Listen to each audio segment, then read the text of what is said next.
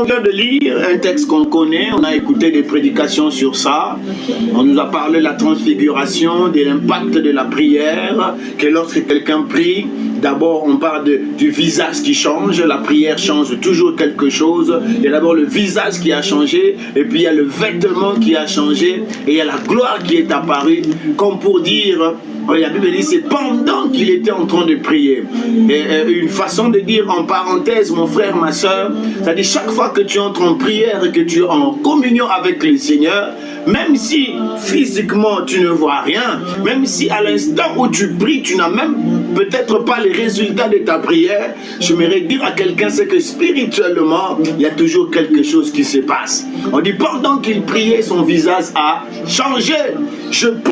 Voilà pourquoi je prie que l'Éternel écoute votre prière et que les moments de prière, je ne sais pas, que vous avez dans votre famille, sachez que la prière est importante.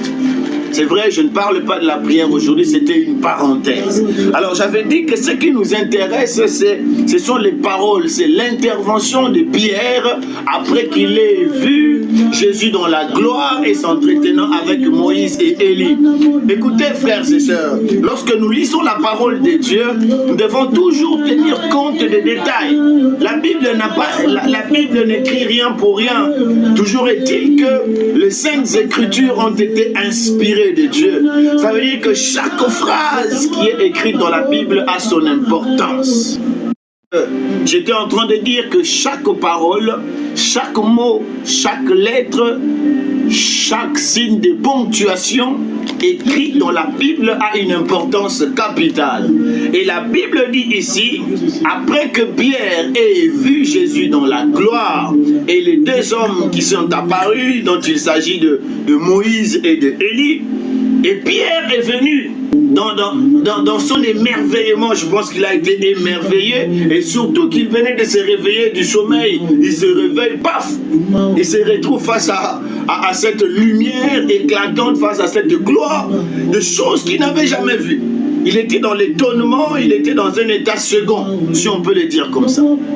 Et la Bible précise même à la fin qu'il ne savait pas ce qu'il disait. Ce qui nous intéresse, c'est la réaction de Pierre. Et j'aimerais attirer notre attention. Bien-aimé, Pierre parle, il dit à Jésus, il est bon que nous soyons ici. Ça, c'était pas mal, c'était pas un problème. Il a vu la gloire et quand on rencontre la gloire de Dieu, quand on rencontre la présence de Dieu, le premier des réflexes, c'est qu'on veut y demeurer, on veut rester là. Comme disait le patriarche, mon désir, c'est de demeurer dans la maison de l'Éternel. Et Pierre, après avoir vu ces choses, il s'est dit, mais il a essayé de faire une comparaison avec ce qu'il avait laissé derrière. Il ne voulait plus retourner en bas pour vivre les mêmes réalités. Il préférait rester. C'était pas mal de vouloir rester. Mais Pierre a dit quelque chose qui était important. Pierre dit, il est bon qu'on reste ici, Seigneur. Mais écoutez la suite. Il dit qu'on dressons trois tentes. Une pour toi, une pour Moïse, une pour Élie. Mais Pierre, et la Bible dit, il ne savait ce qu'il pouvait dire. La Bible dit, Dieu a tant aimé le monde qu'il a donné son Fils unique. Il y a un homme de Dieu qui a dit, le Fils unique de Dieu est unique. Frères et sœurs, le problème de Pierre, c'est qu'il a voulu mettre Jésus au même pied d'égalité que Moïse et Élie. Quand tu ne peux pas construire une tente pour Jésus et à côté mettre une autre tente pour Moïse, une autre tente pour Élie. Non! Dans ton cœur, il ne doit pas en être ainsi. Jésus doit rester seul, le seul maître à bord. C'était justement là le problème de Pierre. Et c'est le cas pour plusieurs personnes aujourd'hui. Il y a une tente dans ta vie, il y a une tente pour Jésus. Il y a une tente pour ton mari. Il y a une tente pour ton patron. Il y a une tente pour ton travail. Une manière de dire que ta vie, tu essayes de comparer, de laisser des places comparatives entre Jésus et les autres autorités et les autres occupations. Non, il ne doit pas en être ainsi. vie, Jésus doit occuper la place, la priorité. Il doit occuper la place primordiale, la place centrale dans ta vie. Si tu veux évoluer, marcher avec le Christ, tu dois faire de ton mieux pour que Jésus soit le seul maître à bord dans ta vie, le seul maître à bord dans ta maison, le seul maître à bord dans ton mariage. On ne peut pas trouver une tente pour Jésus. Quand déjà il y a une tente pour Jésus, on ne peut plus y avoir une autre tente pour d'autres personnes. On ne peut pas trouver d'autres tentes. Non, quand il y a une tente pour Jésus, il doit être seul. Beaucoup de personnes vivent cette réalité. Ils viennent à l'église, il y a une tente pour Jésus, il y a une tente pour l'argent. Il est départagé. Il est départagé. Jésus n'occupe pas la place principale. Il n'occupe pas la maison entière. Il n'occupe pas ton cœur dans l'entièreté. Il n'occupe pas ta vie. Et voilà pourquoi même la Bible a dit que Pierre, pendant qu'il était en train, il ne savait pas ce qu'il disait. Jésus ne doit pas être comparé. Il ne peut pas y avoir trois tentes. Non, il faut qu'il y ait une seule tente, car Jésus doit être l'unique. Jésus doit être l'unique dans ta vie. Jésus doit occuper la place primordiale, prépondérante, la place spéciale, pas la place spéciale. Il doit occuper toute la place. Déjà, quand tu te décides d'ouvrir une porte à Jésus dans ta vie, il ne peut plus y avoir une autre porte pour Moïse. Je ne dis pas que Moïse, non, Moïse fut un serviteur de Dieu, c'était un homme de Dieu, mais Moïse ne peut pas être mis sur la même table que Jésus. Moïse ne peut pas être assis sur la même table que Jésus. Lorsque Jésus entre quelque part, il doit avoir la primauté, il doit avoir la priorité. C'est ça le problème que nous avons aujourd'hui dans l'église. Des personnes qui dressent des tentes. Il y a une place pour Jésus, il y a une place pour son travail, il y a une place. Ça dit, il y a ça. Jésus doit occuper la place. Le problème que beaucoup de gens ont aujourd'hui, c'est le problème qu'avait Pierre. Dressant une tente pour Jésus, une tente pour Moïse, une tente pour Élie. Non. Non, non, non, non. Quelle est la place de Jésus dans ta vie? Quelle est la place de Jésus dans ton cœur? Quelle est la place de Jésus dans tes relations, dans ton travail, dans ton mariage, dans ta maison? Quelle est la place de Jésus? Et la Bible dit, lorsque le ciel a compris que celui-là, Dieu au ciel, il a senti son cœur battre. Mais celui-là, c'est mon fils unique. Comment Pierre peut mettre Jésus au même pied d'égalité? Il veut une tente pour Jésus, une tente pour Pierre. Cela ne doit pas en être ainsi. Le ciel a réagi. Le ciel a réagi. Le ciel a réagi. Et la Bible dit, écoutez, on dit pendant qu'il parlait, comme il parlait ainsi. La Bible a précisé, comme il parlait ainsi, il parlait de cette manière, insensée un peu. Les commentateurs disent, c'était un zèle sans intelligence. Il a parlé sans intelligence. Voilà pourquoi il a dit des âneries. Et le ciel ne pouvait pas laisser cette histoire rester comme ça.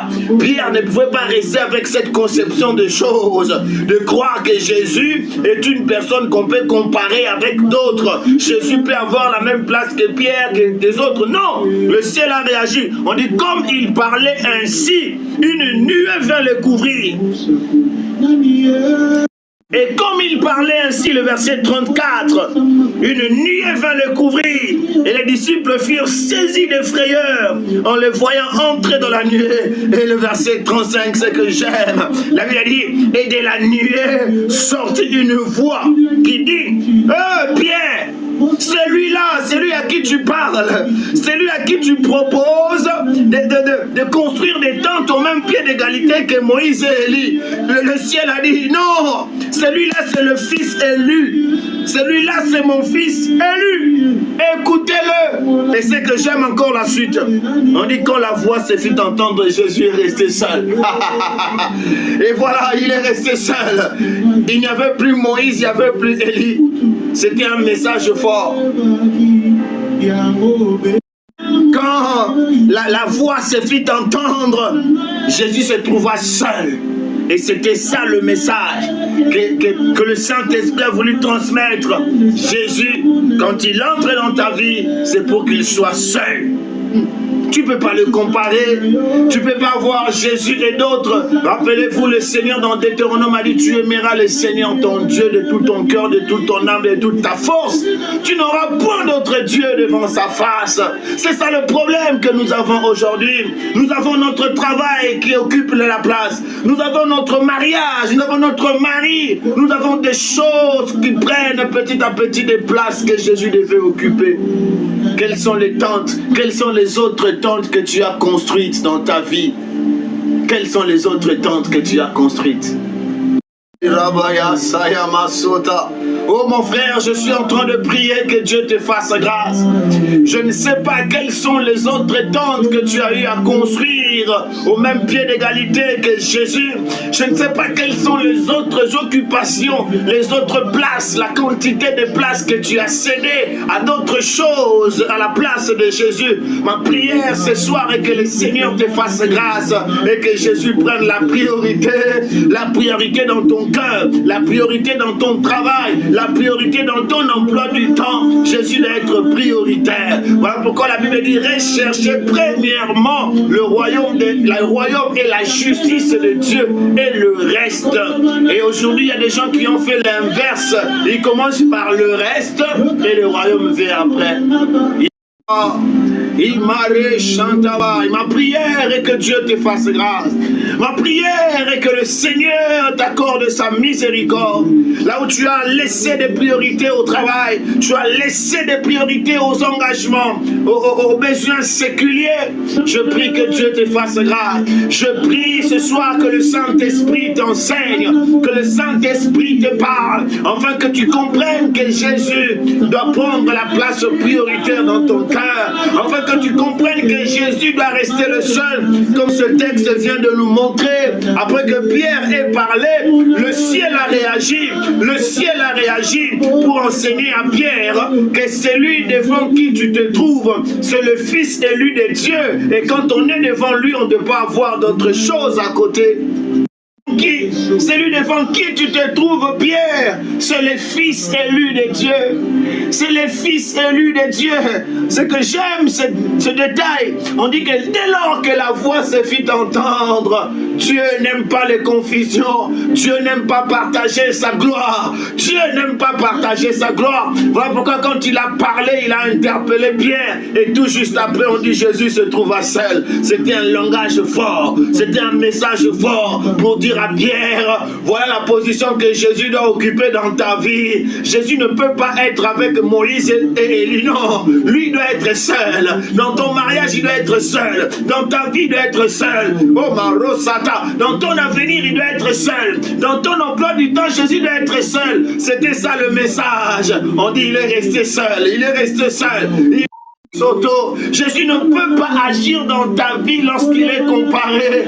Voilà pourquoi tu te rends compte qu'il y a certaines choses qui n'avancent pas tellement. Il y a une vie chrétienne en dents de scie. Tu montes, tu descends, parce que jusque-là, Jésus n'est pas seul. Dans ton cœur, il y a Jésus, il y a Élie, il y a Moïse. Dans ton cœur, il y a Jésus, il y a le travail, il y a ton mari. Tu crois un peu en Dieu, mais quand tu as des problèmes, la première personne à laquelle tu penses, c'est ton oncle. Quand tu as des difficultés, la première personne à laquelle tu penses, c'est ton mari. Non, je voudrais dire à quelqu'un, pour un enfant de Dieu né de nouveau, le premier réflexe lorsqu'il se retrouve face à un besoin, c'est d'appeler Dieu. Oh. Avant d'appeler ton mari, rassure-toi que tu as déjà appelé Jésus. C'est ça le réflexe. Pour un enfant de Dieu, pour celui, pour une personne pour qui Jésus occupe la première place, le premier réflexe pour cette personne, avant d'exposer ses problèmes aux hommes, il commence d'abord à en parler à Dieu. Voilà pourquoi Philippiens 4 dit, ne vous inquiétez de rien, mais en toutes circonstances, faites connaître vos besoins à Dieu d'abord, à Dieu d'abord, à Dieu. Faites connaître vos besoins à Dieu. Ton problème, c'est que dans ta liste de solutions, il y a Jésus, il y a ton mari, il y a ton travail, il y a tout ça. Voilà pourquoi Jésus ne sait pas aussi prendre le devant, parce qu'il sait qu'il y a d'autres personnes qui peuvent faire. Voilà pourquoi parfois il croise les bras quand tu souffres. Il te regarde parce que bon, toi, il y a ton travail. Voilà pourquoi c'est difficile. Jésus est là. il est dans son coin. C'est ce qui est arrivé aux disciples lorsqu'ils étaient dans la barque. La Bible dit, le vent a commencé à souffler, la barque se remplissait. Mais remarquez que ce n'est qu'en dernier lieu qu'ils ont eu le réflexe d'aller réveiller Jésus. Ils ont d'abord commencé par chercher des solutions. Ils ont commencé par se battre d'abord, chercher d'abord le médecin, faire des examens, chercher d'abord un gynéco, tout ça. Non, ils ont d'abord commencé par des solutions eux-mêmes d'abord. Mais c'est à la fin, c'est à la fin, c'est à la fin. Mais ce que j'aime, la Bible dit mieux vaut la fin d'une chose que son commencement. Même si tu avais commencé par chercher des solutions auprès des hommes, mais ne reste pas là. Il faut réveiller Jésus dans la barque. Je prie que quelqu'un réveille le maître. Je prie mon frère, je prie ma soeur, dans ce problème dans lequel tu te trouves, tu as commencé par chercher des solutions à la hauteur de ton intelligence, à la hauteur des conseils, à la hauteur de tes connaissances, de tes relations. Mais Jésus est là, il est dans la barque. Mais le problème c'est que personne n'est venu le réveiller. Et aussi longtemps qu'on ne réveille pas Jésus, il reste endormi. La barque continue de s'enfoncer. Heureusement pour eux, en dernier lieu, ils se sont rappelés, mais bon sang, nous sommes avec le maître ici, nous sommes avec le maître. Je prie que le Saint-Esprit te rappelle que Jésus est là. Oh, que le Saint-Esprit te rappelle que Jésus est là dans ta barque.